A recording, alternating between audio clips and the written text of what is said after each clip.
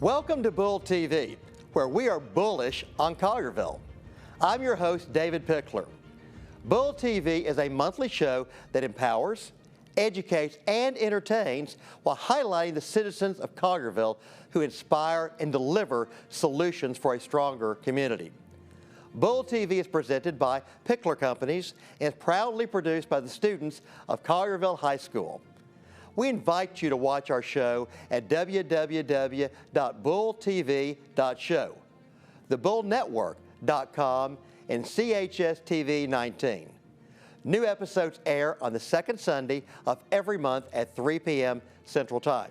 As you may recall, last month, we had a phenomenal conversation with the legendary John Atkin and talked about so many things about Collierville schools. Today, we conclude this two-part presentation by learning more about this amazing man, the legacy he has left in public education for Collierville, and the future for Collierville schools and the work that he will be doing.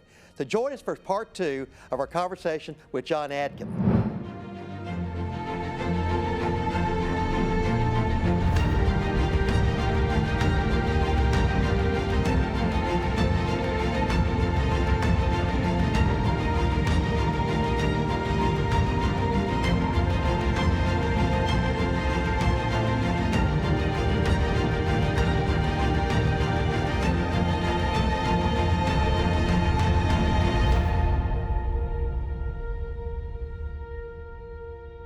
Well, let's take a step back, because obviously to build this building and everything else, we had to first get the ability to have schools here and have our own district.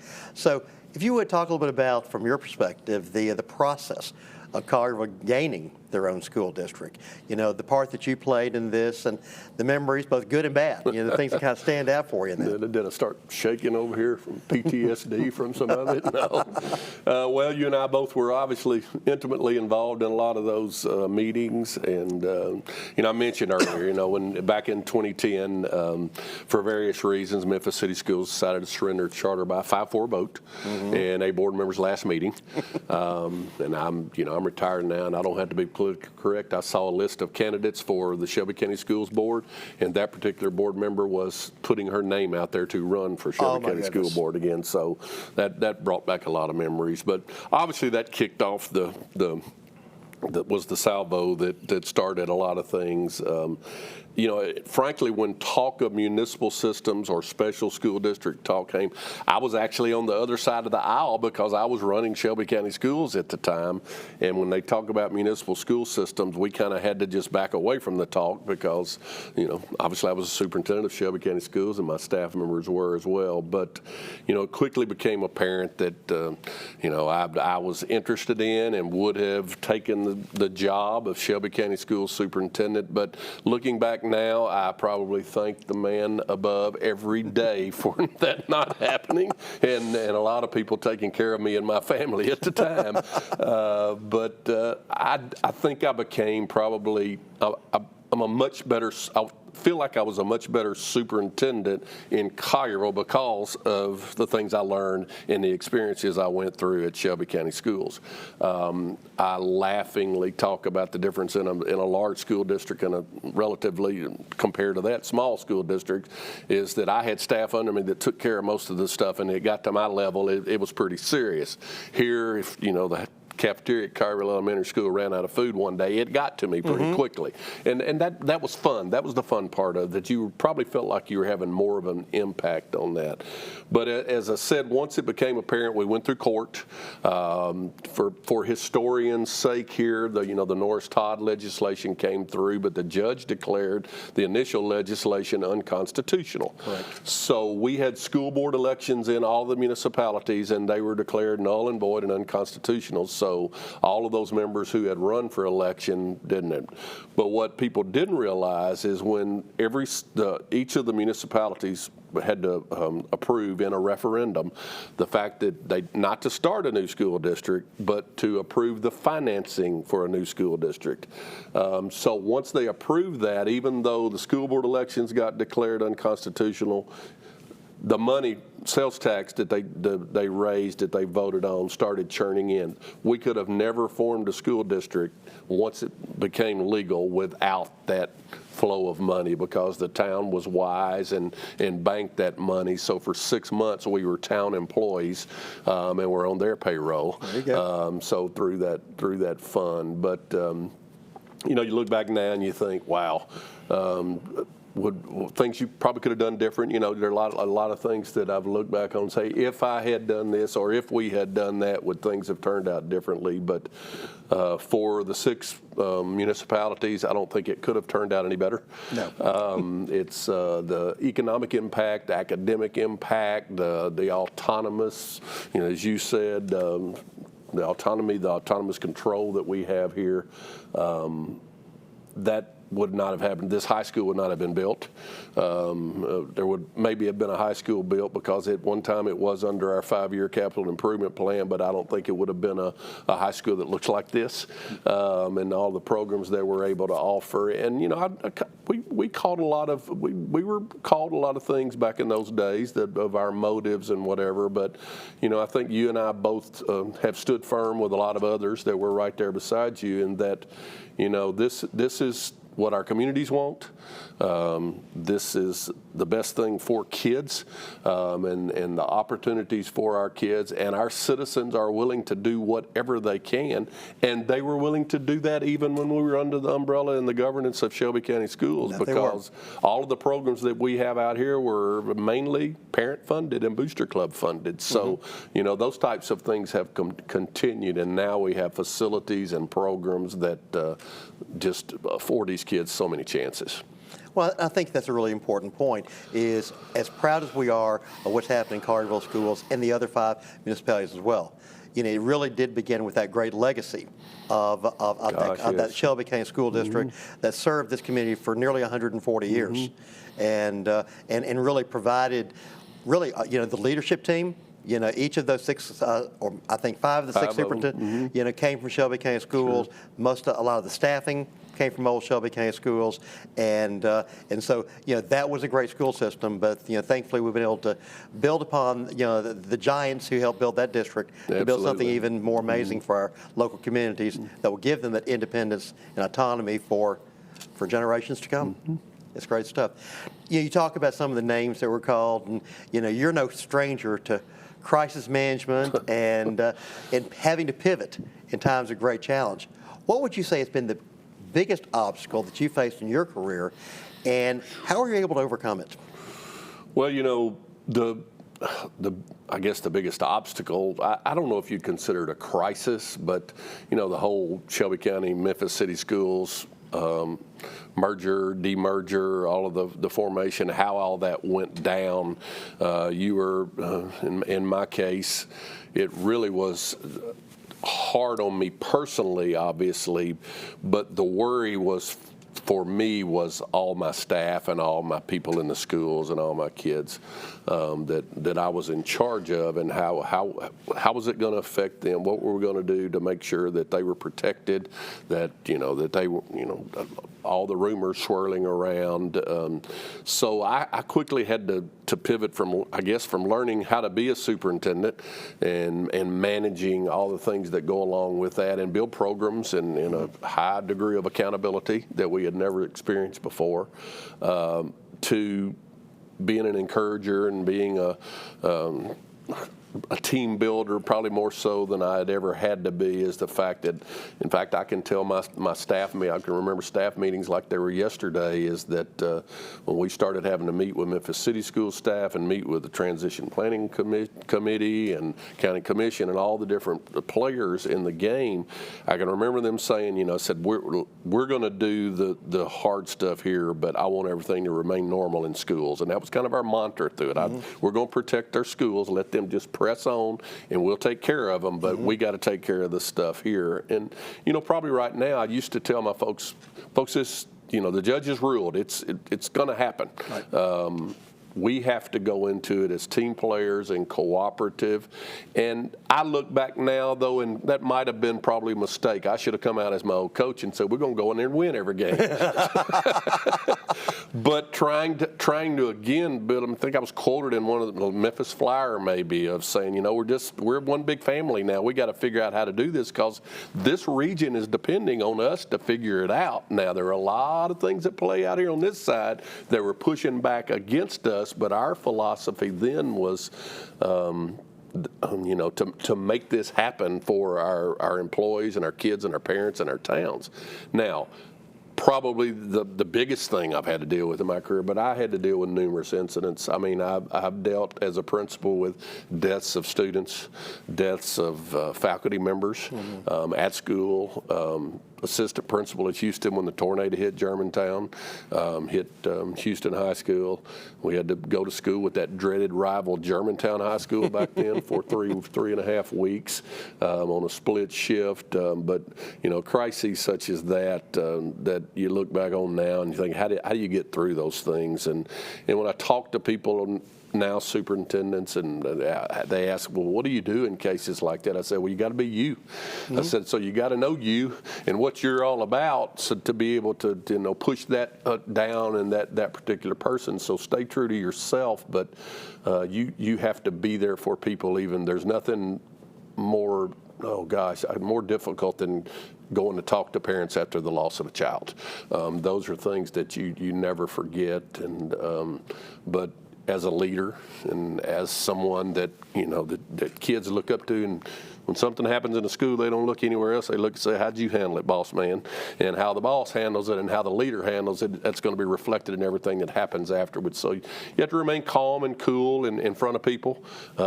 During the merger, during the playing and everything, I tried to remain calm and cool, but as soon as the lights were off, they probably, you know, saw my bad side at sometimes. But, you know, that's kind of been a philosophy. Well, I think that's a wonderful philosophy. And, you know, when you think about your role as a principal and you think about that community that you're really responsible for, a community of not only students, faculty, administrators, bus drivers, everybody who come in contact with you, and you're kind of the father of that, and you've got to be responsible. You know, I'm glad that you use the term leader when you talk about yourself, because in my opinion, you are a great leader and have been for many, many years. And you also have been a spokesman, not only for Collierville schools, but really in a way for Collierville, an ambassador. What would you say would be your leadership philosophy? Oh gosh, a team builder, I would hope, but the old Barnabas encourager. I think probably, and through the years, it's trying to encourage people that they can be as good as they want to be. That goes down to kids, that you can be. I've always had the philosophy with kids to try to be there for them when they're participating in all their activities, but also encourage them to try new things and get involved in things, and, you know, help those less fortunate through service organizations and encouraging them, but you have to model that as well. So I think probably leadership style is a cheerleader and encourager. I try to let people do their job, but also had to hold them accountable when things went south. But gosh, there's nothing. There's nothing probably makes me more proud. You talked about the superintendents of the other municipal districts. Every one of them at one time worked for me or right beside me. So to think now, you know, Russell Dyers at Cleveland now was my chief of staff. To think that, you know, you've had a hand, at least a small part of them going on to be a leader in their own districts and achieving leadership roles, and you know, that probably is the thing that I'm most proud of. You know, one thing that you mentioned very briefly when you're talking about that was being there at some of the events and activities for your students.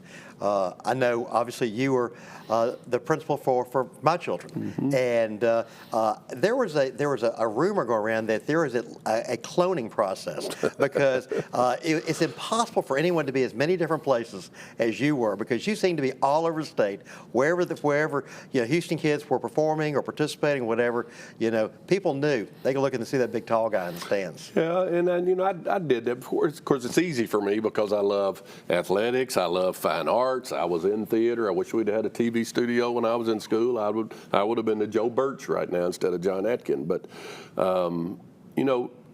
I kind of looked at that a lot of ways. I could not have done that, first of all, without a supportive family. And if you saw me there, in most cases, you saw Jody there, and you sure saw Shay there. And, of course, Hallie went to school there as well. So, I mean, they were always there. So that made it a little bit easier. I always kind of tried to tell people that when I talk to to teachers or to people who thought they wanted to be leaders or principals, when kids see you at a play or at a band concert or anything where you go, where they're participating in something, they see that interest in you and you're a human being, and that respect starts there. So when they're, in the middle of a hot spot at school and a situation comes up that they're having to make a decision, do I go this way on this road or the bad way down this road? They might think about, he's interested in us. He wouldn't want us. And I had one tell me one time, said, Mr. A, I could have made some bad choices, but I didn't want to disappoint you.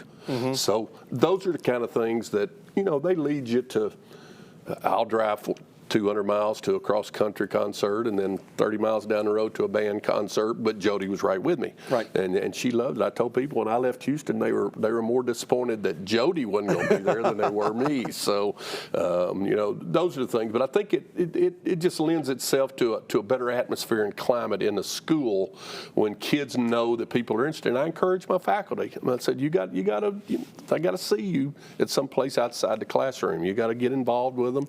Coach a team that you're not comfortable with. I think there's still a couple of people coaching sports at Houston that never played them and went kicking and screaming, but they wouldn't trade it right now for anything in the world, and that was because of that philosophy.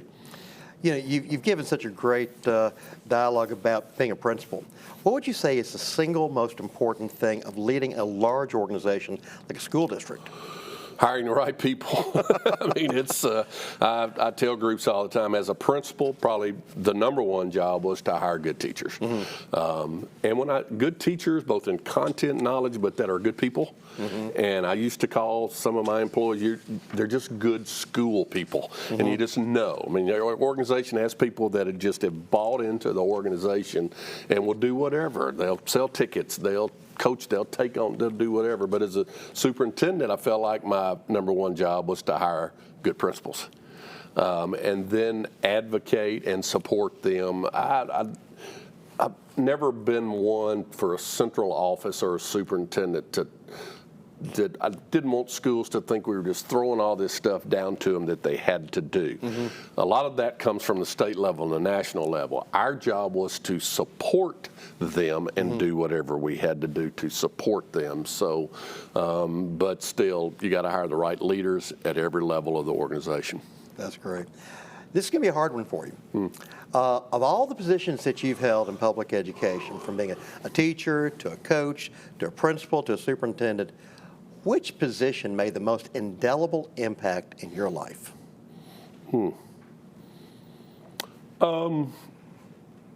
Probably principal. Coach and teacher would be because they went hand in hand at the time. How people address me now, timelines where I had them. If I'm coach, I knew I had them prior to 92. But if I'm Mr. A, it's post-1992, but I mean, a great story. Just recently, I don't know how. I guess probably both of them had an impact, both coach and principal. Principal more so maybe because you had an influence over more people, right? And you were the leader not only of that school, but you needed to be the leader of the community, and you had to be a leader in the organization, but. There's any teacher will tell you, Jody's birthday was this past Saturday, the 26th of February, 2 Saturdays ago. And I reluctantly am on Facebook now, so I posted something, whatever. And one of my players that graduated in 1989 posted, "Happy birthday, Miss Coach." And she said, "I just need a big old Allen hug right now." And just laughed and whatever. And about 3 o'clock that afternoon, we were getting ready to go out to eat, and a knock on the door, and Alan shows up at my door with a dozen roses. Oh, my goodness. So those are the things, I probably rode him harder. Jody used to fuss at me that please back off, Alan, but when you're coach, you see the potential and you got to push him a little bit. But then you go to principal. I felt like my sphere of influence kind of grew, obviously, with the kids that I was dealing with and impacting. And I tried to, the joke was that I knew all of them's names, and I still remember a lot of them's names. That's the gift. I wouldn't say the joke, I'd say the legend. Yeah. But I mean, that's a gift I have. I think it probably grew at the attendance office at Houston High School because I had the list of the kids who were absent that day and were checking in and out. I knew their first, middle, last name, phone numbers. So you just kind of start, and that's that gift that I have and still goes on. But I still see them now and call them first, middle, and last name, and they look at me, and I run. And I would hope, like I mentioned a while ago about didn't want to disappoint me. I would hope that, they saw me as somebody who ran a good ship, tight ship, but still had grace and knew that, I had their back when I could, and I would lead them in the right direction when I could, and give them a little rope sometimes when they needed to. And a good friend of mine, I used to say, Mike McIntyre, who I'd ended up as principal at Germantown, but was blessed by working with him as an AP. We were old coaching rivals now, right. So we went at each other. But I thought he was the master at talking to parents, and I tried to learn a little bit from Mike is that, I've never seen anybody get a 180-day suspension and they walk out and they hug your neck like they did Mike McIntyre. Wow. So thanks, Mr. Mack, for doing what you did. So that was the type of, leadership or the leader that I wanted to be is that, I had your back, and I'll deal with you if I have to and give you consequences, but I want you to remember their little grace because people gave me grace. People, none of us would be here without a little grace. Absolutely. Well, you've talked about Mr. A, and clearly you're a man of many nicknames. But again, a lot of your students affectionately called you Mr. A. So, thinking back your time at Houston High School, what would you say is your fondest memory of working with the students at Houston High? I think probably seeing now some of the kids that I have now who are leaders in the community. I mean, that you didn't know that at the time was a memory. That's the legacy there. We had such good times there. Great team, great faculty. I tell everybody, great kids, supportive community. I used to dread it every year, but they taught me into performing at the senior miss concert right before Christmas every year, and it was it was crazy to think that those kids would be in the auditorium and I'd be singing and they'd be back then cigarette lighters and I'd be cell phones and they'd be waving like the concert. Athletic team succeeding. We had an incredible athletic legacy. Had the best band in the area. I look back now and one of Shay's friends, Colin, now has Facebook, and he posts every picture of me back through my whole career. I think he finds them somewhere, but I laugh because a lot of them involve kids that he went to school with at Houston. But, the most memory I have is tornado and dealing with the tornado. But then just dealing with kids and watching them succeed. Absolutely. I'm sure that you didn't enjoy it all, taking that Best of Preps award away from Ernie Chisholm for a lot of years. What, about 12 or 13 years in a row, I believe? Yes, sir. 13, I think, yeah. John, I would absolutely classify you as really the epitome of a servant leader. And we've now heard the show, you serve in so many different areas in the public arena. You've also obviously are working in other areas. You've generously given your time to work with our foundation, with the American Public Education Foundation. And you make a point to attend so many of the events here in the town. What, in your opinion, is what makes a servant leader, and why is it so important? Well, I think we mentioned a lot of it at the beginning of the interview. I mean, this town was built on servant leaders. And when you watch, you've had people that have molded me and maybe pushed me in one way or the other down a road that I otherwise might not have. Teachers in school, coaches, advisors. And again, to see them out giving back to the community always left an impression on me. My dad, was American Legion commander for years and hauled us every year to put the flags on the cemeteries on Memorial Day and Veterans Day. And so, when you see it and it's not anything that you have to do, it's just kind of you do it because it's the right thing. To give back, people ask, why did you choose Collierville over all the other municipalities? When I came superintendent, I said, one reason is to give back what the community's given me and my family, because, they gave my kids a great education. They gave us a great place to live and raise a family, but they've always been supportive of education, and I knew that environment was where I wanted to work. But this town, this country was built on servant leadership. I think of people now, even at the church level, of all the different ministries, even at Collierville Methodist Church, of people who have either retired or have taken something on to help fellow man, for lack of a better word. And it's not just in Collierville, it's across the world. And I think those are the things that they fuel you somehow intrinsically. But they just make you happy and make you want to do the right thing. Jody's dad, Jody will tell you, her dad always said, his speech to them every time something would happen, just do the right thing. And I think that's the right thing as people. We have to help people. Without question. Let's transition to discussing the for a tall man, but the very long shadow that you have cast. You created such a powerful influence on Collierville, and it's something that I know you're proud of, and really we're all proud of. What one initiative that you've played a role in are you the most proud of? I think forming the school system, and that's not one, but building this high school, and then watching it flourish and grow. You come to a finite point where it's time to go, but to see the things that you built, as we mentioned before, it's the #1 school district in Tennessee. To think that they had to bring a new superintendent in to be able to get to that #1, but the fact that some of the foundation was laid. That's exactly. To get it to that point would, I believe, be the legacy. Facility-wise, school district-wise, but I would hope that people see a legacy of building relationships. And again, we talked about servant leadership, but it's being out there to do whatever it takes and encouraging and helping people succeed in whatever it is they want to do. We say you started in 1983, and now here we are in 2022. So literally closing in on 40 years in public education. What would you say has been the most rewarding aspect of this incredible career that you've had? Meeting just being involved in people's lives and watching. I know that's a cliche sound, but watching kids and employees really just flourish, and carrying on I took a job at Collierville High School and said I'd coach anything. That still happens to this day. You've got people that will sit out here till all hours of the night. My daughter is one.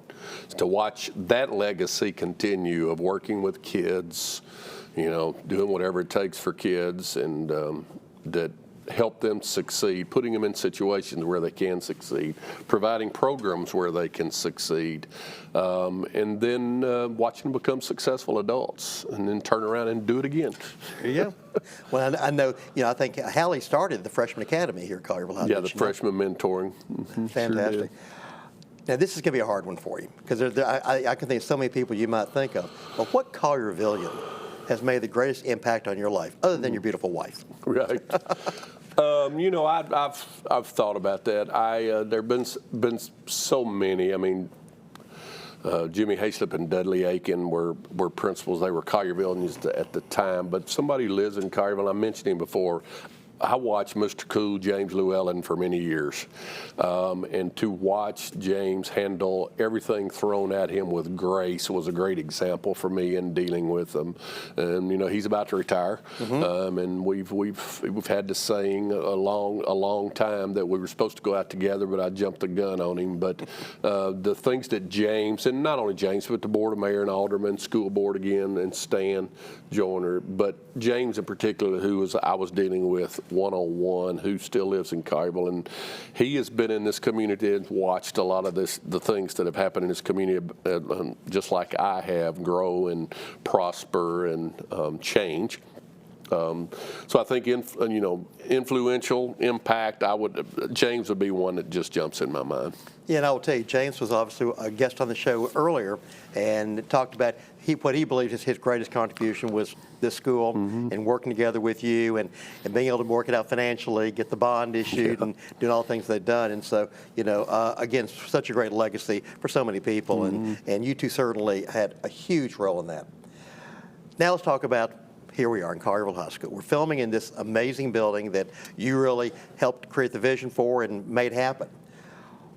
What would be the message that you would like to send to the students of Collierville High School about leadership?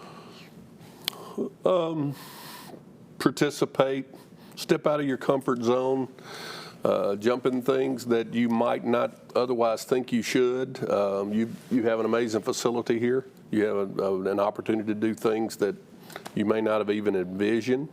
Learn your strengths, learn your weaknesses, and then be kind and help other people and help fellow classmates and help teachers. If I could probably say one thing to anybody in the world right now would be, let's be kind and let's get that back. And I think we talked about leadership and some adjectives or whatever, but I would hope that kindness would be one that people would think of when they thought about me. But I would really prefer that it be that kids show that. I have this talk every week with my grandkids, and I said, no matter what happens, you treat other people right and be kind.